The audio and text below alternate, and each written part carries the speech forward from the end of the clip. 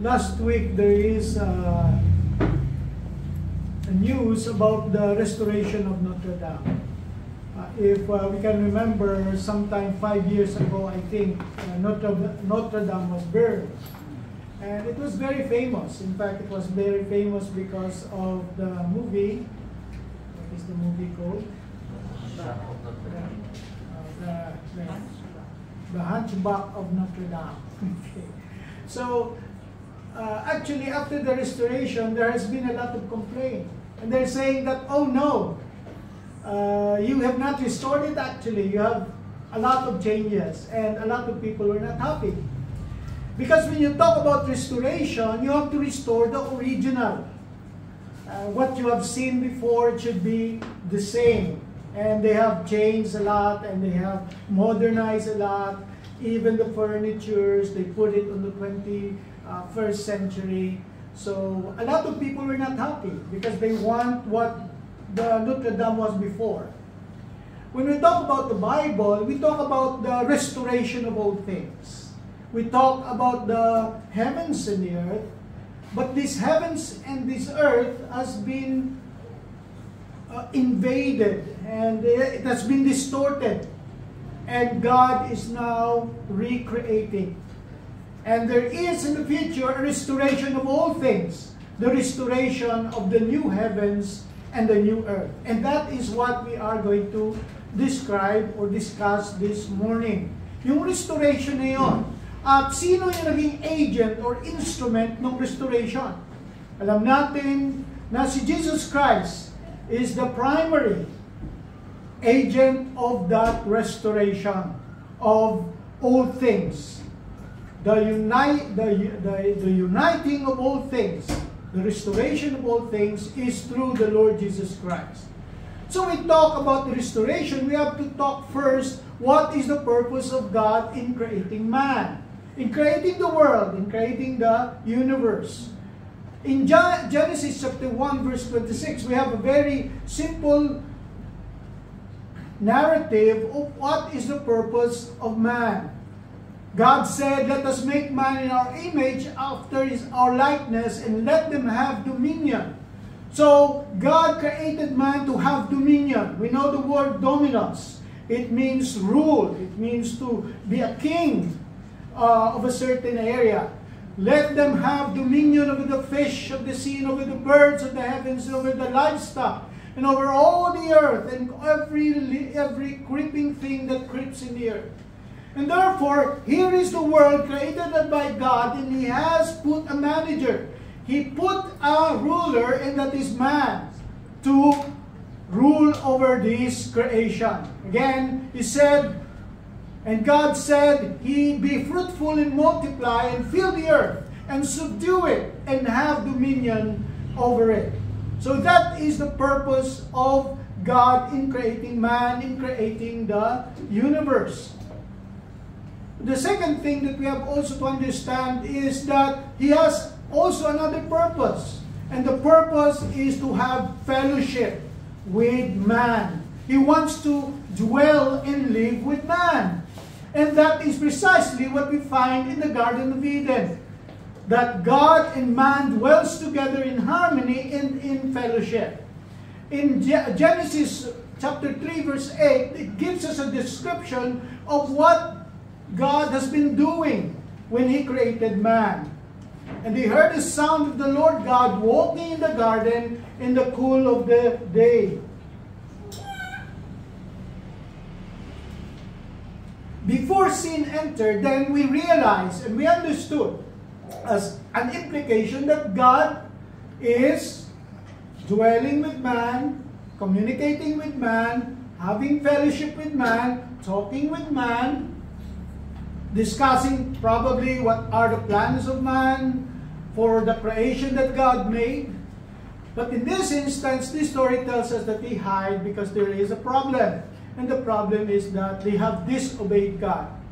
And that becomes the intrusion of something that is not there before in the original garden.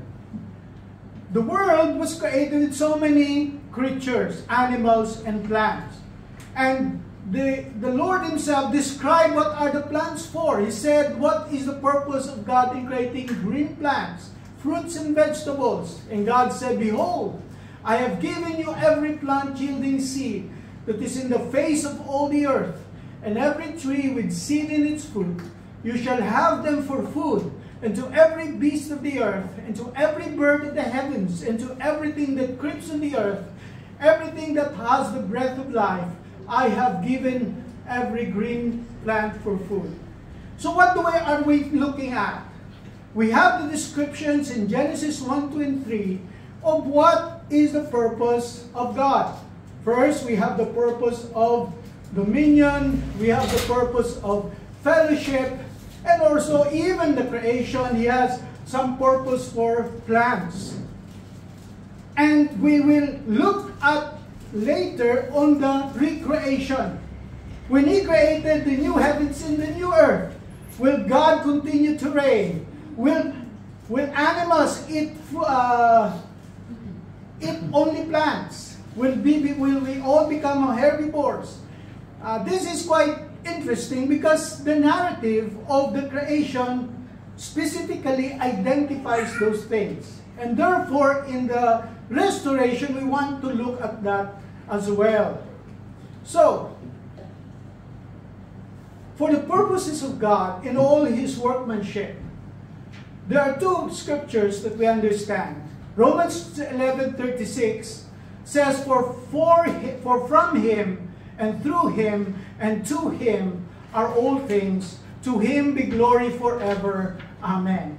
It means that all creations, all workmanship, everything that God does, it is for his own glory. It returns to him. God, as we say, does not share his glory unless he does so. He wants to, or he gives it. Another thing is Romans 8:28. And we know that for those who love God, all things work together for good, for those who are called according to his purpose. The work of God is always according to his purpose. Everything that he does has a purpose, and he determined it already. And as Isaiah would say, nobody can thwart the purposes of God. If God purposes it, that will definitely happen. We talk about in our projects. So I am a project manager. We always have at the very outset, what is the objective? What is the aim? What is the purpose of the project? And the deliverable should be achieving the purpose and objective. And therefore, when we talk about the objectives of God, we have the objectives of glorifying himself, achieving his purposes, and in creation, he created man to rule over his creation, and that he created man to have fellowship with him. It is the very reason why he made man in his own image, so that he is able to fellowship with him. Now, what happened in God's creation? Again, just to remind us what happened, they were ordered one thing, one order, and they did not follow it. By not following it, they become trespassers. When we talk about sin, sin is usually defined in three terms. One of that is trespasses. When we say trespass, we go over the boundary. So, ang mga neighbor natin, merong wall, magkukross tayo doon sa wall nila, kanilang property, that's called trespass. And what happened sa kay Adam and Eve, they trespass yung boundary na sinabi ng Panginoon, ito, pwede nyo kainin lahat, pero itong bagay na to, hindi nyo pwedeng kainin. Pero kinain din nila. So they cross the boundary. Man's trespass, ang sabi natin. The day that you eat of it, you shall surely die. So ang consequence ng kanilang trespass, sa pag-trespass sa utos ng Diyos is death. At naalam natin yung how the Apostle Paul defines kung anong nangyari sa atin. Sabi niya, therefore, just as sin, the trespass, came into the world through one man, that is Adam, not Eve. Adam, and death through sin, and because of that trespass, we all die. We have this death. In fact, when we continue to read the scripture, we find that immediately after the cursing and after the death sentence that was given to man, immediately God's purposes took into action. So may mga plano ng Diyos. And the operation of the plans of God immediately took effect immediately nung nagkasala yung tao. So nung nagkasala siya, may solusyon kagad ang Diyos. Nagkaroon ng problema, may solusyon kagad ang Diyos. At ang solusyon niya is an offspring. And that is what we are celebrating this month. The offspring. The one promised. In Genesis 3:15, we are familiar with the terms, I will put enmity between you and the woman and between your offspring and their offspring. He will bruise your head and you shall bruise his heel. Klaro sa kay Eve, actually, kung ano yung promise na yon.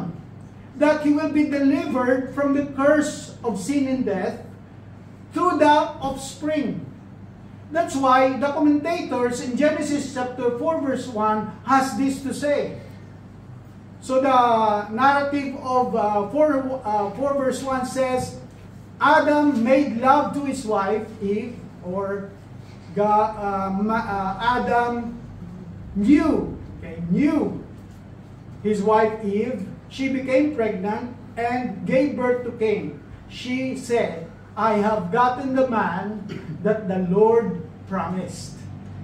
Pag tiningnan mo sa by the help of the Lord. And sabi ko nga sa inyo, madaming commentators, and they have, because the rendering of the Hebrew is quite difficult to understand. And you have to look at the context. Ano bang before and after nito? And many of the commentators concluded na, sabi kasi the expression of Eve was, she was very happy in this verse. She was very happy that she has this man now that was given to him by Jehovah or Yahweh. This was the one Yahweh promised. He promised a Savior, a Redeemer. Here he comes. And he thought that this is going to be the second man. Adam was the first man, he was the second man. Unfortunately, as you read the scripture, you will find that that is not true. That is not what he is. Cain was not the one promised by God. And therefore, as you read Genesis chapter 5, you will find that death reigned.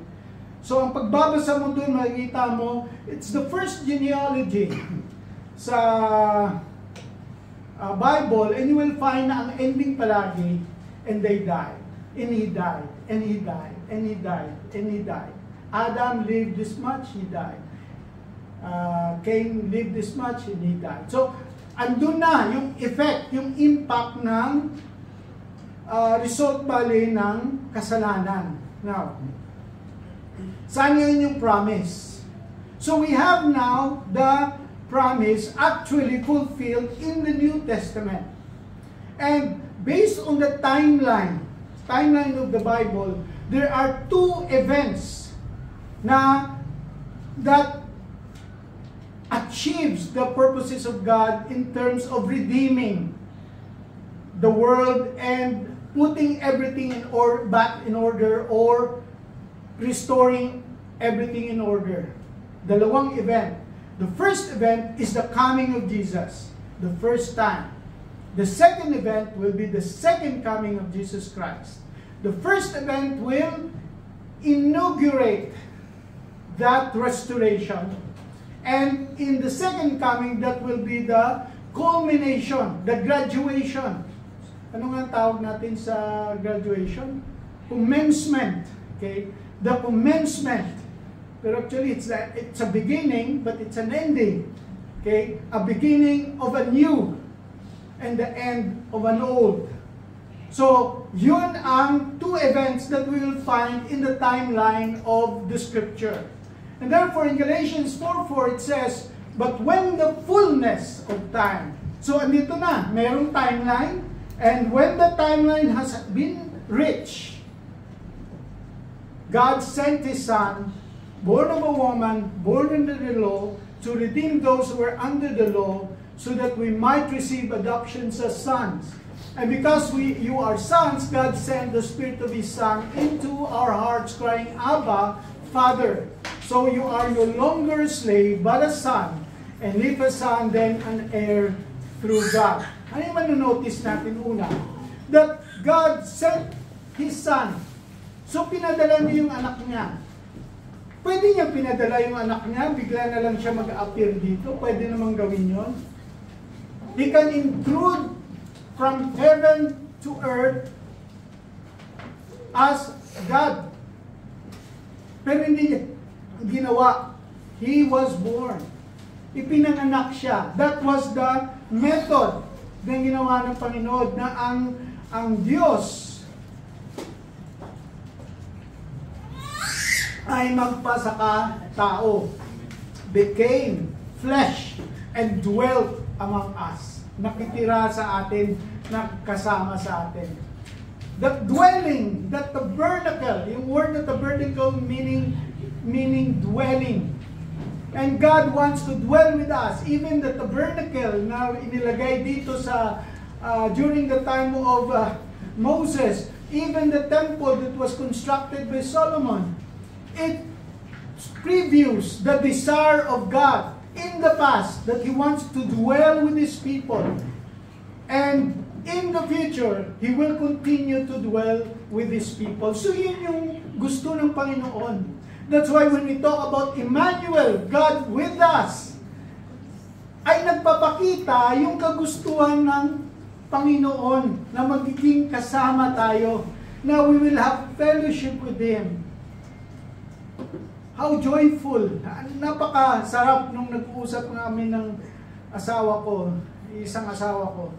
Na, sigurado ko lang kasi daming yung mga woman eh. Na pinag-usapan namin yung religio, yung God trying to reach man.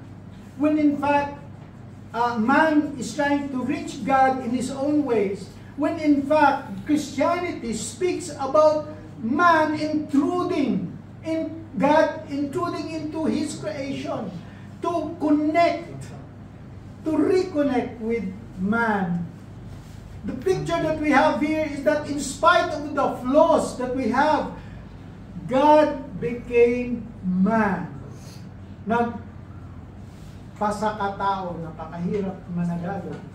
Naging tao ang Diyos. Naging tao. Ayun, gano'n na lang. Naging tao. Now, and He was in bondage sa katawang tao, earthly, bodily. He has all the power, He has everything as a spirit, and yet now He is confided in one space, in one location. Hindi siya pwedeng in all places at the same time because He is now bounded in a body. Ganun yung sitwasyon ng Panginoon. And then what more? He has to be subject to the laws na inutos din ng kanyang Ama. He has to follow each and every law na sinutos. He has to be righteous. He has to follow and complete everything. That's why sabi rito, born under the law. And in the bondage of sin, He never sinned. Hindi siya nagkasala. And that is the only way na maliligtas tayo. According to the plan of God, God has to send His one and only Son. Para ano yan? So that kung siya ay maging kapatid natin, tayo ay magiging kapatiran ng Panginoong Jesus. Tayo ay magiging anak din ng Diyos. Kung si Jesus ay anak ng Diyos, tayo ay magiging anak din ng Diyos. We will be all adopted as sons. We become the children of God. We become the sons of God. Alam mo, in the Roman Empire and before that, pili yung mga tao na tinatawag children of God or sons of God. In fact, pag binasa mo yung storya ng Roman Empire, okay, it started with Caesar Augustus, when he called himself God, the Son of God. And that story line will go back to the stories of Egypt, na yung mga Pharaoh, anak sila ng Diyos. They are the children of God. Hindi lahat na tao anak ng Diyos. Pinili lang. Yung mga hari lang. And in fact, when you go as close as Japan, pupunta ka sa Empire of Japan. Before World War II, anong tawag sa kanila? The children of the emperor or the emperor are the son, the god of the sun god. Anak sila ng mga Diyos. Kaya Diyos sila actually. I don't know about the story here sa kahari ng Thailand, if they also have that understanding. Pero ngayon, hindi lang ito nalimit sa mga hari. Ito ngayon ay binibigay para sa atin kung tayo ay may relasyon sa kay Jesus. That is the description that is given to us. We become the heirs. Heir.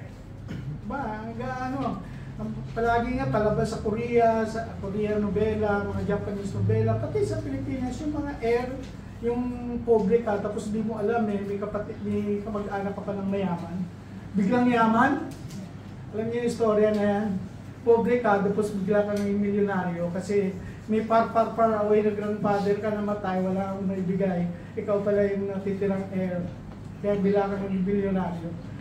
Alam mo, when you read the Bible, para tayong mga ganun. Bigla naging mga milyonaryo sa Espiritu.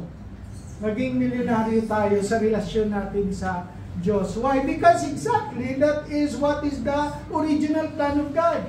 Now we become heirs. We become dominate or rulers of this world. This is what we find here in Galatians 4:4. Now, how and when is God will complete fulfilling the promise? So, ando na. Ang promise na i-restore niya is in two phases. The first one is the first coming of Jesus Christ. So, dumating na siya. And then the second time, or the completion of that plan is the second coming of the Lord Jesus Christ. That will complete His work, ang Panginoon. This is how it is described in 1 Corinthians 15, verse 21. For us by a man came death. He is the first man, he is Adam. By a second man, yung first saka second, dinagdag ko na yun ha. Basta makita kayo nga italics, akin yun. Adding. Ibig sabihin, mukhang hindi ako pupunta sa langit kasi nagdadagdag ako ng may insertions. Pag in-insert daw, dadagdagan yung parusa sa iyo. Pag nagbawas ka, ibabawas ka sa book of life. Ako yan, kaya rito. Okay, so the second man has come into the resurrection of the dead. So yung kamatayan, dumating dun sa una, yung pangalawa, si Jesus ay dahil sa kanyang resurrection ay nakapagbigay ng buhay. Sa una, kamatayan, dito sa pangalawa, buhay. For as in Adam, all died. Lahat tayo namatay. Also in Christ shall all be made alive. Pag nakita mo all, di all din. All. Titingnan natin how the Apostle Paul will describe the all. Sabi niya kasi there will be qualifications. When you read the scripture, tingnan nyo kasi yung mga all na yan, palaging may mga qualifications yan. But each in his order. So you may order down. Ano yung panong order ng resurrection? Ang una daw si Christ, siya yung first fruit. Kaya sigurado tayo na may resurrection, na mariresurrect tayo kasi si Jesus Christ na-resurrect. Dahil na-resurrect si Jesus Christ, sure tayo na tayo din mariresurrect. Then at His coming, so meron. Si Jesus, pinamis na darating. Dumating na siya una. Ibig sabihin, promise niya, mababalik siya, sigurado tayo, babalik siya. Kasi, dumating na siya nung una. See? Kasi may promise, may tawag doon na, yung cheque muna ibibigay sa'yo. Kaya pag binigyan ka ng cheque, sigurado na yun. Pero pagka na-encash mo, pera na, yun yung 100%. Pero the fact na nahawakan mo yung cheque, sigurado ka na may pera to. Especially kung alam natin na mapagkatiwalaan yung nagbigay sa atin. That is what is happening right now. Ang lahat na nangyari in the first act, the coming of Jesus, assures us that He's going back for us. Coming back for us. So kaya sabi niya, then at His coming, those who belong to Christ, yung all pala na sinasabi na Christ shall all be made alive, all who are those who belong to Christ. Yung pala yung qualification nun. Lahat na nakabilong sa kay Kristo, yun ang i-resurrect niya to life. Ang iba naman, may resurrection din. Ang tawag nila doon, resurrection to damnation. Damnation. Pero tayo, resurrection to life. Everlasting life. Anong gagawin natin? To be with Christ. We will have yung sinasabi natin, fellowship. Fellowship with God. Then comes the end when He delivers the kingdom of God, the Father, after destroying every rule and every authority. The kingdom that we are talking about now, that we are spreading, will ultimately be completed and will be delivered full, complete to God the Father. For He must reign until He has put all His enemies under His feet. The last enemy to be destroyed is death. So alam natin yon na nung una, yung sinasabi, dahil nag-resurrect siya, He conquered death already. Pero namamatay pa rin tayo. Kasi hindi pa siya nag-second coming. Sa second coming, doon naman, wawala yung death. Kasi bibigyan na tayo ng eternal life and we will not die anymore. It is a resurrection complete na walang kamatayan. Si Lazarus, na-resurrect na matay. Yung ibang tao na ni-resurrect ni Jesus na matay. Pero si Jesus, nang na-resurrect siya, hindi na siya namatay. Ganun ang mangyayari sa atin the second time Christ comes here. We will not die anymore. Death will be destroyed. And death is the enemy of creation. Kasi alam nyo, nung ginawa ng Panginoon yung mundo, wala namang death. Walang kasalanan. Kaya nga hindi mo pwedeng patayin yung hayop nakainin. Dapat halaman na yung kainin mo kasi walang patayan. Yung lamb at saka yung mga lion sa mga, naglalaro lahat yan. Kasi walang nagpapatayan, okay, sa creation ng Panginoon sa Garden of Eden. Walang ganun. Walang nagpapatayan. Kailan na una namatay? Nung nagkasala sila.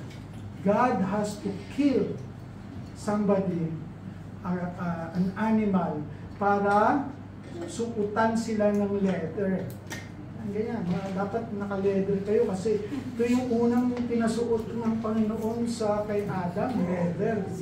Pero kailangan pumatay siya, cow leather to. Hindi pumatay siya ng baka. Bawal supposedly yun But he has to do it para ipangbayad. Para takpan, cover our sins. Kailangan ng dugo, kailangan ng takip, and that is to the death. Kailangan may mamatay para mabayaran. Ephesians chapter 1. Now, ano itong plano ng Panginoon? What we know of in Scripture, particularly when the Apostle Paul describes it in Ephesians chapter 1, is that God has been planning this all along. Nung nangyari yung Adam and Eve, hindi siya nagulat. Hindi siya nag-isip, ay naku, hindi ko dapat ginawa yun. Okay? Hindi siya. Tapos yung second plan niya, ano ba yung gagawin ko? Tulad ng angel, di ba? Sa angel, portion ng angel, nag-obey yung portion ng angel, nag-disobey, anong pinanos ng Panginoon sa kanila? Wala. Na ang mga angel na nag-disobey, naggumawa siya ng impyerno para sa kanila. Para hindi na sila matira kasama ng Panginoon sa langit. That was the plan. Pwedeng ganun yun ang may plano sa atin. Lahat tayo pupunta sa impyerno. Pwedeng gawin ng Panginoon yun, but He did not do it. What did He plan? He planned for our salvation. Gusto niya bayaran. Kung ano man yung utang natin, babayaran niya. These are the terms na nakita natin sa Ephesians chapter 1, verse 3 to 14. This is the famous verse kasi this is the longest verse. This actually is a one sentence verse. Kaya lang pinutol-putol natin para maintindihan natin. But in Greek, this is one sentence. It talks about the three persons of the Godhead, of the Trinity, and their plans. Pinakita sa atin kung ano naging role nila sa ating kaligtasan. Kasi sabi nga nila, sige, ligtas natin yung tao. Hindi natin niligtas yung angel, pero yung tao liligtas natin. And this is the description. Blessed be the God and Father of our Lord Jesus Christ. Father. So what did He do? He chose us in Him. Kailan? Before the foundation of the world. So ibig sabihin, hindi pa ginawa ng mundo, alam na ng Panginoon na magkakasala tayo. And He has already provided a provision. May provision na siya. And that is the Lord Jesus Christ. Para, sabi niya, that we should be holy and blameless before Him. And what anong ginawa niya? May purposes siya, kailangan yung purposes niya mangyayari. Sigurado, that's why the word is used, is predestination. Ang destination is prepared already. Sigurado yung destination kasi it was prepared, predestination. And what is the predestination? Na ang mga mamanampalataya, yung maniniwala kay Kristo, i-adapt sila ng Panginoon through Jesus Christ. Now, this is the purpose of His will, according to His glory.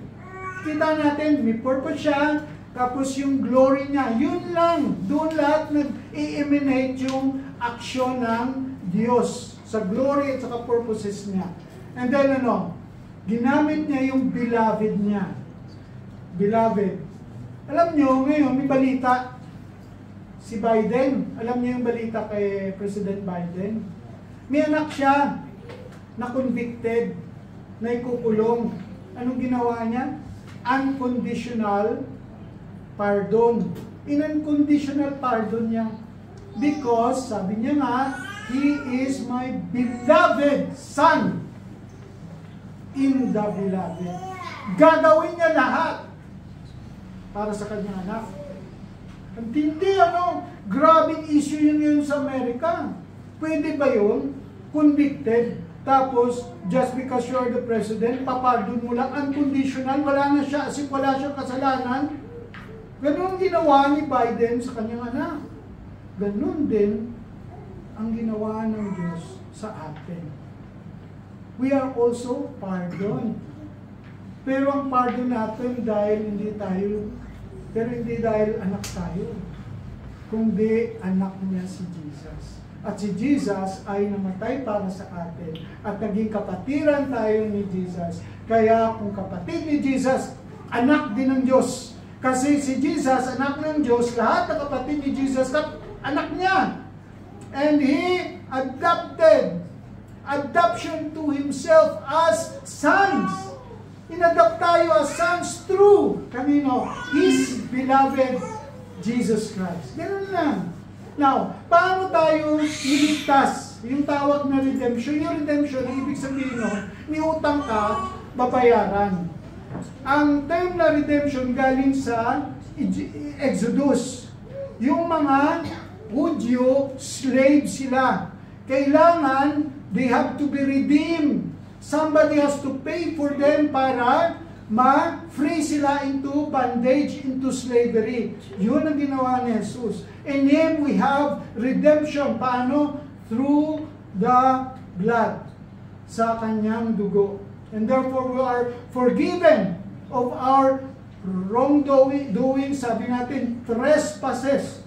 Yung pag-cross ng disobedience ni Adam, nang kinain niya, okay, that was trespass. Yung trespass na ipinasa sa atin na tayo mismo ay trespassers din. Ngayon ay finorgive na tayo because of the riches of God's grace. Ano pa? So, we have the Father, we have the Son ngayon. So, yung Son ang nag-redeem, siya yung nag-apply ng redemption at siya yung instrument or agent ng redemption natin, ng salvation natin. Ano pa ginawa ni Christ? Okay? Na yung plano na yun, sabi nga natin, has a timeline. May plano, tapos i-implement mo. Sabi nga natin, sa project implementation, sino ba mga engineer dito? Okay? May mga, yun si Brother Frank, may mga Gantt chart na tinatawag. Meron kaming timeline, okay, kung saan may lagay mo, first, ito gagawin natin, kukonstruct natin ito, kukonstruct natin yan, titilpig tayo, o magbubutas tayo ng ganito, magbubuhos tayo ng semento. So, sa timeline ng Panginoon, sa kaligtasan ay papadala niya yung kanyang anak. At in the fullness of time, darating yung anak to pay para bayaran. That is the first coming. That is what we are celebrating right now as the Christmas season. Na in the first coming, yun ay para sa ating kapatawaran. And then ano pa? Ang ultimate goal is the second coming. Yun ang magiging fulfillment, completion ng project. Ang completion ng project, ano ibig sabihin ng terms yan? To unite all things. To restore all things in Him. All things in heaven, all things on earth. Alam mo, pagka naintindihan ko ito, bakit sabi ko, cosmic yung impact ng kasalanan. Hindi lamang sa kay Adan, hindi lamang kay Eva, hindi lamang sa mga anak niya, hindi lamang sa mga hayop, hindi lamang sa mga tanim, kundi pati yung mga lindol, pati yung mga bagyo, pati yung mga meteor. Kasama lahat yan sa kasalanan. The world, kung sa Colossians pa, parang dahil sa kasalanan na ginawa ni Adam, ay nagkaroon ng build up yung powers. May iba pang powers. Ang tawag nila power of the air. There are principalities. Okay? Demonic forces na hindi lamang na gumagalaw dito sa mundo, sa surface ng mundo, kundi sa whole universe. Alam nyo, mahilig tayo sa Marvel Comics. Marilig tayo sa DC Comics. Istorya ni Iron Man, ni Batman, hindi si Batman. Si Thor, yung mga Diyos, yung mga powers na yan. Tapos meron pa mga alien, sino may mga alien sa istorya? Si Thanos, ganyan. Alam nyo, na ang source niya is demonic. Those are actually demons, powerful beings. Yung mga giants, those are powerful beings, pero pag tinignan mo in scripture, you read that, those are demonic influences, demonic powers, na beyond sa power natin. And those things, yun yung nag-intrude at nagkagulo-gulo yung mundo. And therefore, ito ay re-restore ng Panginoon. Re-restore niya. Babalik niya sa original plan. Ano expect natin? New creations, new heavens and new earth. Walang lindol. Wala na typhoon. Napakasarap. Yung kung siguro pag nanirahan tayo pinaka magandang lugar sa buong mundo, Pilipinas. Walang lindol, walang bagyo. Just imagine ang Pilipinas kung walang ganon. Diba? Paradise on earth yung ano niyan. So, uwian tayo. Pagka dating ng Panginoon, papipiliin tayo ng mga lugar natin. Sige, Lord, balik kami sa Pilipinas. Wala nang lindol, wala nang bagyo. Ganon yung idea na binibigay sa atin. And then we have the work of the Holy Spirit. So, ang kaligtasan na ginawa ng Panginoon, binigyan niya yun ng seal, istampa. Yung sabi ko sa iyo, yung guarantee, cheque na binigay na sa bawat isa sa atin. And the promised Holy Spirit. Yung promised Holy Spirit is not only na stamp, kundi seal na nasa atin. Nasa looban na natin. Na siya yung naka-assure sa atin na tayo mga anak ng Diyos. Napakaganda. When you understand together yung kaligtasan na binigay sa atin ng Panginoon in this regard. But we are talking about the timeline. Kailan nga ba darating itong, the fact that we know the first coming of Jesus happened 2,000 years ago. The Jews will not believe He is the Messiah, but our scripture, the New Testament, declares that He is. The witnesses in everything that He did shows that He fulfilled the promises of the Messiah in the Old Testament. Now, paano yung gagawin ng ibabalik, i-restore? Anong itsura ng restoration? Hindi na tayo magtataka kung ang Bible mismo mag-describe sa atin kung ano itsura ng restored na mundo. So, hindi na siya the old heaven and the old earth. Yun kasi yung creation. The heaven and the earth. Genesis chapter 1. Ngayon, new creation, new heaven, and new earth. Alam niyo saan niyo makikita? Kung tinignan niyo, nasa Revelation 21 and 22. But don't you know na ang Isaiah is the most pregnant book in the Bible with regards to messianic prophecies. And also to the whole picture of God's plan, sa Isaiah. He is quoted 80 times in the New Testament. Ang pinakamaraming kinote coming from the book of Psalm, ang second is the book of Isaiah.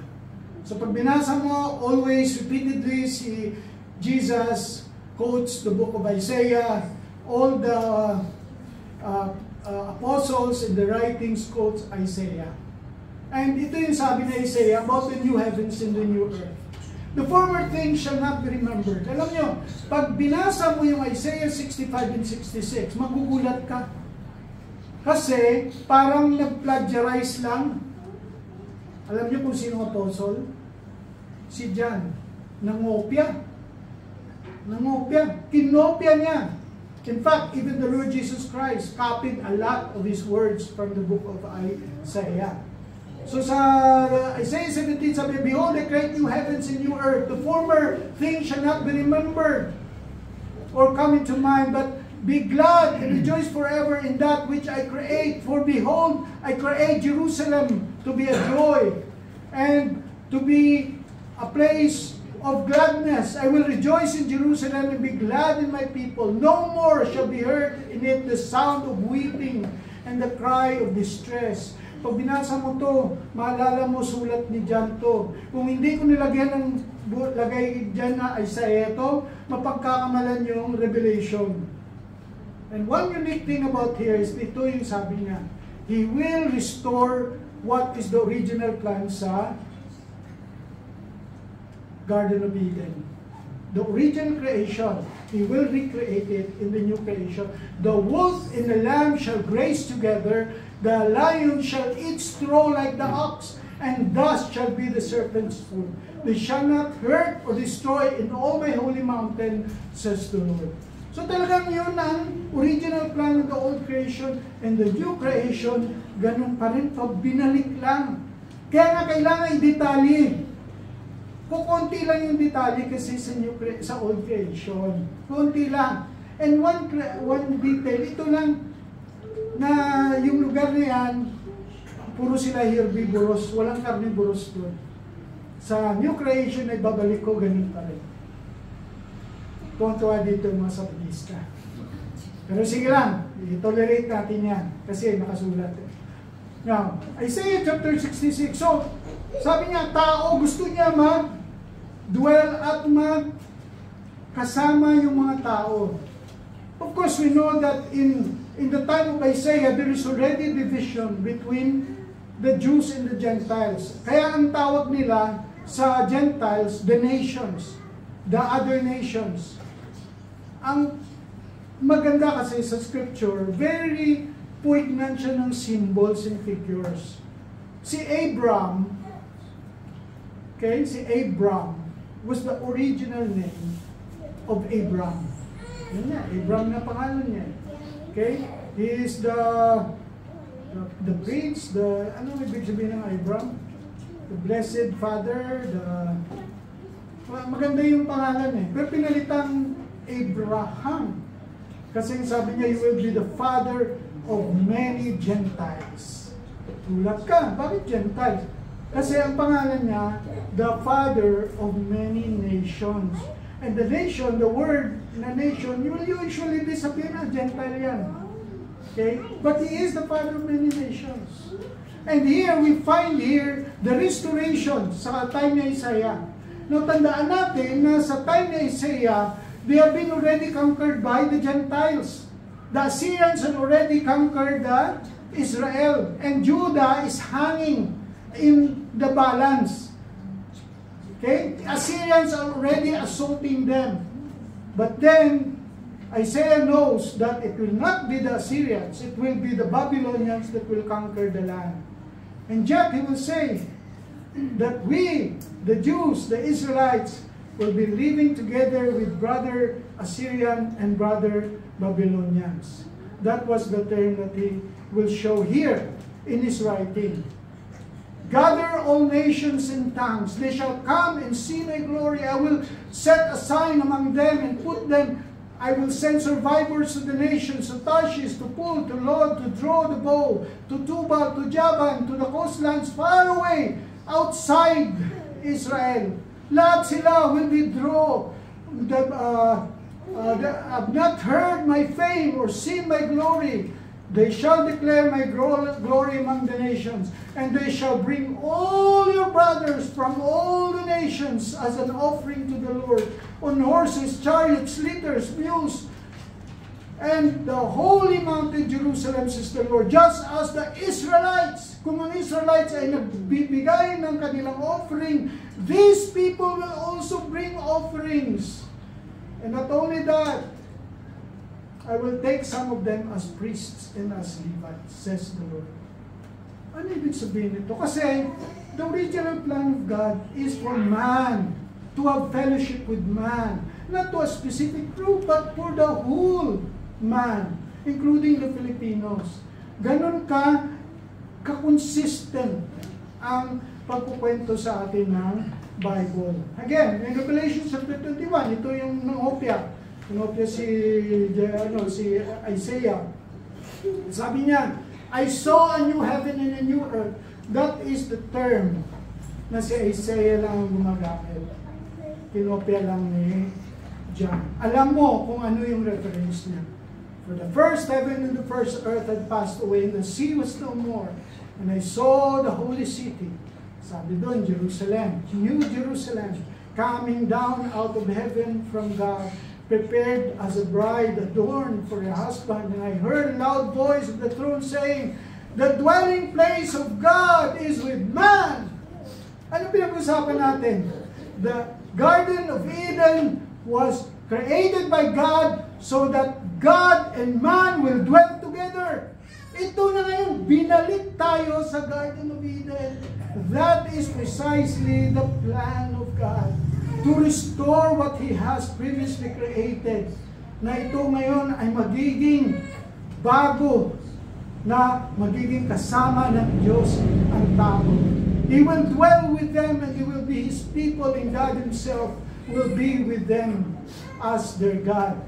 Again, the words na ginamit doon, no crying, no tears. Andito na naman, inulit ni John, He will wipe away every tear from their eyes, and death shall be no more. Neither shall there be mourning or crying or pain anymore, for former things have passed away. This happens after the second coming of Jesus Christ. This is the culmination of the restoration of all things. Ganon kagandang Bible. Imagine mo, ganon siya ka-consistent, isang kwento. united in one. And the one thing is that it was focused on the Lord Jesus Christ, redeeming us as an offspring promised and as an offspring born. And not only an offspring born, he was also an offspring sent, pinadala ng Diyos. And what do we have in the new heavens and new earth? And I saw no temple. You know, the life of the Jews was always on the temple. They cannot live without the temple. Therefore, when the temple was destroyed in AD 70, the Israelites has no more place na pwede silang mag-stay together. So they were scattered all over the place. Yung tinatawag nating diaspora. Kumalat sila kasi yun ang pinakasentro ng kanilang buhay. When the Babylonians destroyed the temple, the first thing na pinlano ng mga Hudyo is to build the second temple. And when that second temple pangit na, they have to build the third temple, yung temple ni Herod, na napakaganda. And that is the glory of the Israelites. And yet, when we come to the Bible, we come to see that, oh, you previously say you worship God in Jerusalem, and the woman said, we worship God in Jerusalem. There will come a time when you will neither worship in this place nor worship in Jerusalem. For all who worship me shall worship in spirit and in truth. And therefore we don't have to go to Jerusalem to worship God. We stay here because we are now composed of the body of Christ. The Spirit of God is with us. The Spirit of God dwells in us. And we are the temple of God. We are the temple. Where the Spirit of God is, there is His temple. And there is no more temple. Why? Because the presence of God is the idea of the temple. The temple is there to show that God wants to dwell with us. This church, right now, BICF, I assure you that God is with us. That the Spirit of God is with us. That Christ is with us. Why? Because Christ dwells in our hearts. We are the body of Christ. Ganun kaganda yung restoration na tinitingnan natin. We are on a movement. Wala pa yung new heavens and new earth. We are still tasting. Sabi nga nila, already and not yet. The first coming, completed already, assured, salvation assured, but not yet. We have to wait for the second coming, for the commencement, for the culmination of the restoration, of our restoration in our dealings with God. Again, Revelation 22, it says, Then the angel showed me the river of the water of life. And then we see the river, the tree of life, the river of the water of life, the tree of life, and there is nothing accursed. Ano nakikita natin? It's a restoration of the Garden of Eden. Ang palagi kong I am always amazed pag binasa mo yung instruction on, there is only one structure in the Bible na minute, every detail ay binigay ng Panginoon. Alam niyo kung anong bagay ang pinagawa sa kanila? Tabernacle. Ang tabernacle, kulay, structure, length, width, lahat detalye. And you know what? The details yung binigay, lagyan nyo ng mga dekorasyon. Ang dekorasyon dapat, itsura niya, Garden of Eden. May mga tanim, may mga hayop. Kasi yung tabernacle, pag pumasa pa doon, that's the Garden of Eden, and that is where the meeting place between God and men. Anong tawag sa Garden of Eden, sa tabernacle? Tent of meeting. The tent of meeting. It is the meeting place of God. And now the meeting place of God is only not in one tabernacle, not only in one temple, not only in one city, Jerusalem not only in one country, Judea and Israel. It will be the whole world will be the meeting place of God. God will dwell in His creation together with man. And there will be no more curses. Curse of death, curse of sin, no more. And what will happen to us? Anong gagawin natin doon? Bawat isa sa atin mag-aaral ng piano, magkakanta ng harp, kakantahan, palagi tayong worship service 24/7.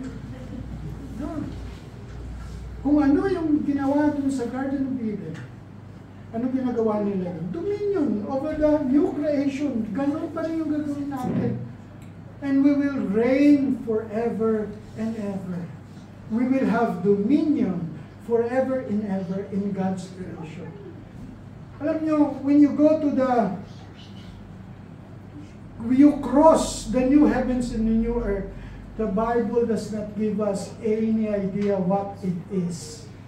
Wala tayong kamuang-muang kung anong tsura niya. One time, the Apostle Paul went there. He was amazed. No words could describe. No words. Wala pong salita. Even the prophets with all their visions and visionaries, they cannot express, they cannot put it in words, the things that they have seen in that world. Ang tanong sa atin, what is our living hope for the restoration of all things?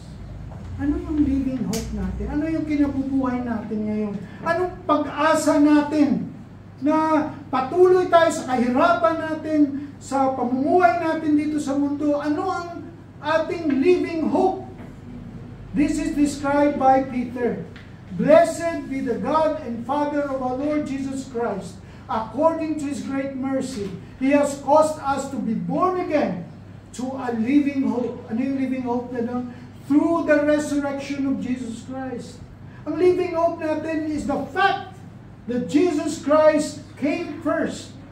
First time, resurrect. That resurrection gave us able to conquer death. We will die no more. Sabi niya nga sa John 11 verse 25, I am the resurrection and the living and the dead, the resurrection of life. He who believes in me, though he dies, shall live. Tayo mamamatay, pero mabubuhay muli. And the one who lives shall never die. Pag nabatay tayo, mabubuhay tayo muli at hindi na tayo mamamatay. Ang tanong ni Jesus, do you believe this? That is our living hope.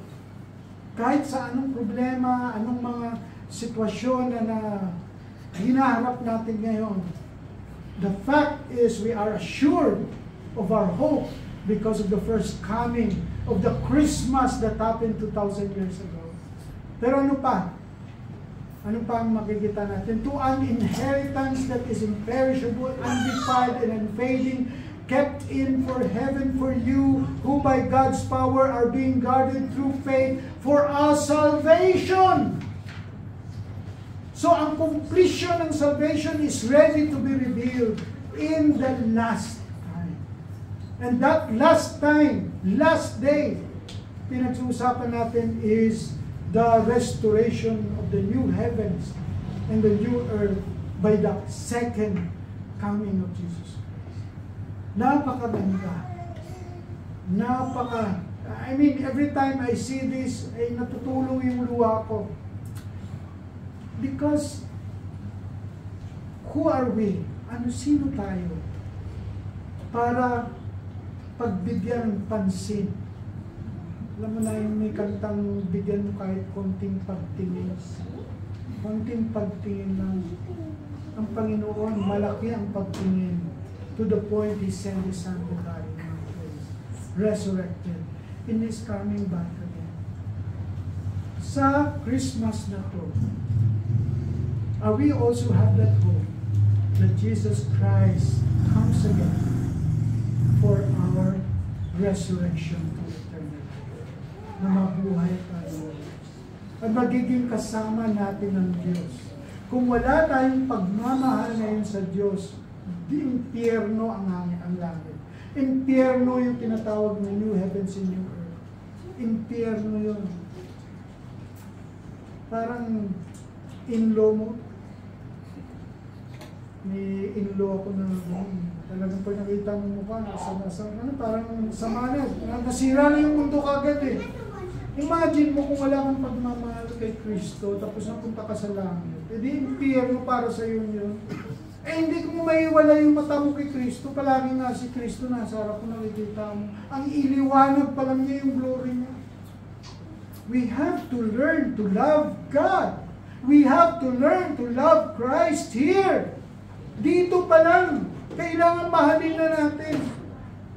At anong sabi ng Panginoon? Sabi niya, paano mo mamapagmahal ang Diyos na inyong makita kung hindi mo mahal yung kapatid mo na yung nakikita? Napakasimple. Simulan natin sa pagmamahal sa bawat isa. Sa pagmamahal sa kapatiran. Doon yun. Doon nagsisimula yung pag-grow ng ating pagmamahal sa Diyos. Pag natuto na tayong magmahal sa hindi ka mahal-mahal ng mga kapatiran, na hindi ka mahal-mahal ng mga kamag-anak, ng mga hindi ka mahal-mahal ng mga office mate. The time na kung saan yung mga kontra mo, yun yung pinag-betray mo. When I was working sa pan-electric, ganun, yung talagang galit na galit ako sa boss. Lahat na lang na ginagawa ko, kinakantyawan, na ako na lang binabantayan. Sa inis ko, pinag-betray ko siya. Lord, kung maging mabuti yung yung boss ko, Lord, bigyan mo naman siya ng mahabang buhay para ma-contemplate niya naman yung mga mabuting gawa na dapat gawin mo. Lord, gamitin mo naman ako para ma-share sa kanya yung gospel. Lord, gamitin mo na siya na maging pasensyoso ako, na maging ready ako, yung ganun Christian character na build up sa akin. Ayun, pinaditan ko siya tuloy. Ang hirap kasi, yung prayer mo kung minsan, iba yung sagot, pero yun yung tamang sagot na hindi mo na-expect. So mga ganung pagmamahal sa atin ngayon na ang pagmamahal dapat project natin sa mga taong hindi ka mahal-mahal. Hindi mo alam, magkakabaliktad ang mundo. Sila ang magiging pinakamahal mo sa iyong buong buhay. Napakasarap mag-isip na itong araw na to, itong month na to, sinicelebrate natin yung kamahanakan ng Panginoon. But at the same time, it is a reminder na dahil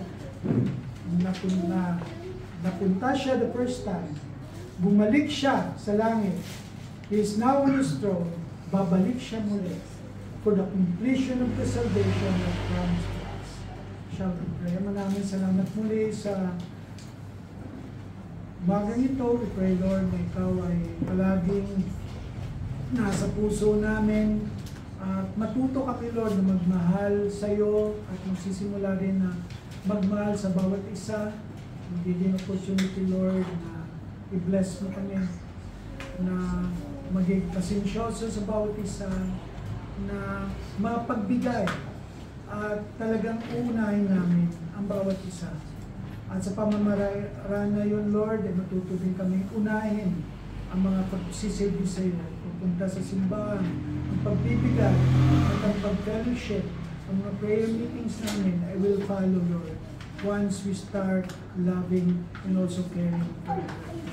For we pray all these things in Jesus' name. Amen.